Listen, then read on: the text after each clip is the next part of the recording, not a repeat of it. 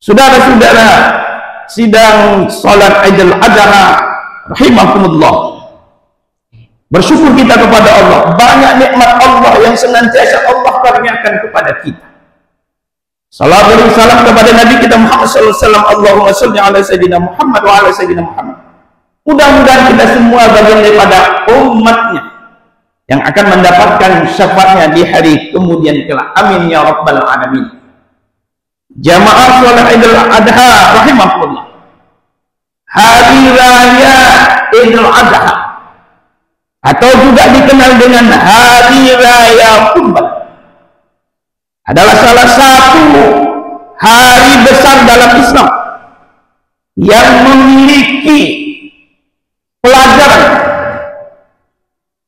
atau ibrah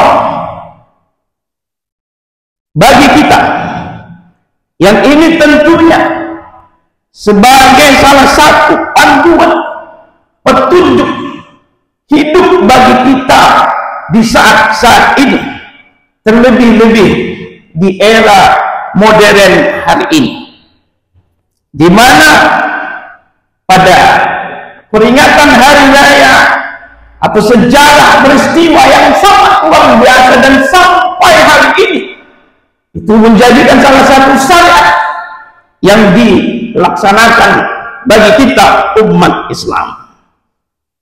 Jamaah salat Idul Adha rahimakumullah. Hari raya Idul Adha ini mengingatkan kita pada kisah Nabi Allah Ibrahim alaihissalam yang diperintahkan Allah untuk menyembelih anaknya Ismail, yang padahal selama ini ia damba-dambakan untuk memiliki seorang anak sampai umur 90 tahun baru diberi oleh Allah anak. Begitu diberikan Allah anak, Allah coba Nabi Ibrahim untuk apa? Bisakah Nabi Ibrahim menunjukkan kecintaannya kepada anaknya dibandingkan cintanya kepada Allah Subhanahu wa ta'ala? Jamaah salat Idul Adha rahimakumullah, begitu besarnya berkecamuk rasa sayang, rasa cinta. Demikian juga keimanan yang terus terpatri di dalam hati Nabi Ibrahim. Tidak hanya Nabi Ibrahim, Nabi Ismail sendiri dan istri beliau dicoba keimanan Subhanahu wa ta'ala. Tapi kepatuhan Nabi Ibrahim alaihissalam, Nabi Ismail alaihissalam dan istri beliau untuk melaksanakan perintah Allah dengan ketaatan dan keimanan kepada Allah, maka Allah bantu, Allah tolong pada saat-saat situasi yang begitu menegangkan. Maka pertolongan Allah itu datang kalau dari sejarah ini pengorbanan, pengabdian dahulu kita lakukan, baru datang nanti pertolongan Allah Subhanahu wa ta'ala. Apa yang didapatkan oleh Nabi Ibrahim alaihissalam, istri dan Ismail anaknya? Ternyata Allah menunjukkan kekuasaan dengan perintah Allah untuk menyembelih Ismail karena keimanan kepada Allah, karena keyakinan kepada Allah. Semata-mata ini karena perintah Allah. Allah ganti Nabi Ismail alaihissalam dengan seekor domba. Maka jamaah saudara Idul Adha yang dimuliakan Allah, ketika kita ingin mendapatkan pertolongan dari Allah Subhanahu wa ta'ala, maka kuatkan iman kita kepada Allah, taat kepada Allah, ikhlas dalam melakukan segala perintah Allah, maka insya Allah pertolongan Allah itu datang pada saat yang pas. Tapi kadang-kala kita kurang kesungguhan, kurang keistiqomahan, sehingga kadang harapan kita itu tidak datang. Maka tentunya yang harus kita tingkatkan adalah keimanan, ketaatan kita kepada Allah. Mau kita disuruh Allah dan mau kita dilarang oleh Allah Subhanahu wa ta'ala. Jamaah salat Idul Adha yang dimuliakan Allah Subhanahu wa ta'ala. Hal ini digambarkan oleh Allah di dalam firman Allah pada surah As-Saffat ayat 102. Allah berfirman, A'udzubillahi minasyaitonirrajim. Falamma balagha ma'ahu as-sa'ya qala ya bunayya inni ara fil manam anni adbahuka fanzur madza tara. Qala ya abati ma tu'maru satajiduni insyaallah minas sabirin.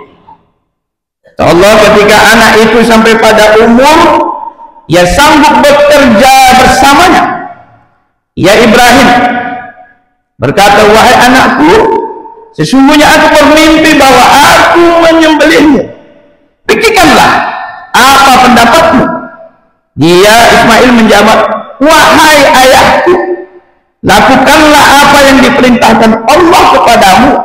Insya Allah engkau akan mendapatiku termasuk orang-orang yang sabar.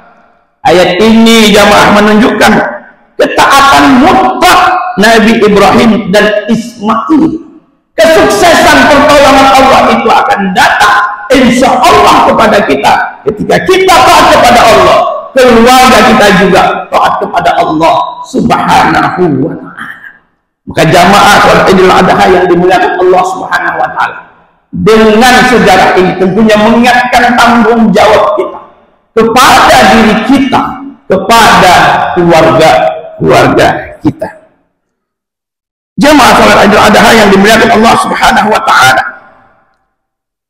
insya Allah syariat ini bisa kita terus lakukan dengan melakukan ibadah kurban, di mana Allah berfirman pada surah Al-Hajj ayat ke-37. Allah berfirman, a'udzubillahi minasyaitonirrajim, la yanalullahu luhumuha wala dima'uha walakin yanaluhu taqwa minkum kadzalika syahraha lakum litukabbirullaha ala ma hadakum wa basyiril muhsinin. Kata Allah, daging-daging unta dan darahnya itu sekali-kali tidak mencapai keridhaan Allah, tetapi ketakwaan dari kamulah yang dapat mencapainya. Yang demikian Allah telah menundukkannya untuk kamu supaya kamu mengagungkan Allah terhadap hidayahnya kepadamu, dan berilah kabar gembira kepada orang-orang yang berbuat baik. Ayat ini menegaskan bahwa yang sampai kepada Allah adalah ketakwaan dan keikhlasan, bukan sekadar fisik hewan kurban itu semata. Jamaah salat Idul Adha yang dimuliakan Allah Subhanahu wa ta'ala, keampunan bahkan rahmat Allah akan diberikan kepada siapa saja yang melaksanakan ibadah kurban sebelum darah daripada hewan kurban itu sampai ke tanah. Rahmat dan keampunan Allah akan diberikan kepada orang yang berkurban. Maka bersyukurlah rezeki yang Allah karuniakan kepada kita bisa kita pergunakan untuk berbagi, melakukan kurban di bulan yang mulia ini. Jamaah salat Idul Adha yang dimuliakan Allah Subhanahu wa ta'ala, di antara kisah agung ini daripada sejarah Nabi Ibrahim alaihissalam dan keluarganya, kita mengambil beberapa pelajaran, mengambil ibrah untuk bisa insya Allah kita terapkan di dalam kehidupan kita sehari-hari, dan insya Allah kita akan selamat dunia dan di akhirat kelak. Pertama, pelajaran yang agung ini adalah keikhlasan dan ketaatan mutlak kepada Allah Subhanahu wa ta'ala. Nah, bagaimana penerapan dalam keseharian kita hari ini yang bisa kita lakukan dalam ibadah, misalnya melaksanakan ibadah sholat, puasa, zakat, dan ibadah-ibadah lainnya, terutama ibadah-ibadah sosial yang itu bisa bermanfaat bagi diri kita dan juga bermanfaat kepada banyak orang, bukan karena kewajiban saja, tetapi dengan kesadaran penuh bahwa itu adalah bentuk ketaatan kita kepada Allah balasan dari manusia atau apapun kecuali mengharapkan ridha Allah Subhanahu wa taala. Jadi tidak hanya sekedar kewajiban, tapi perwujudan bentuk ketaatan kita kepada Allah Subhanahu wa taala.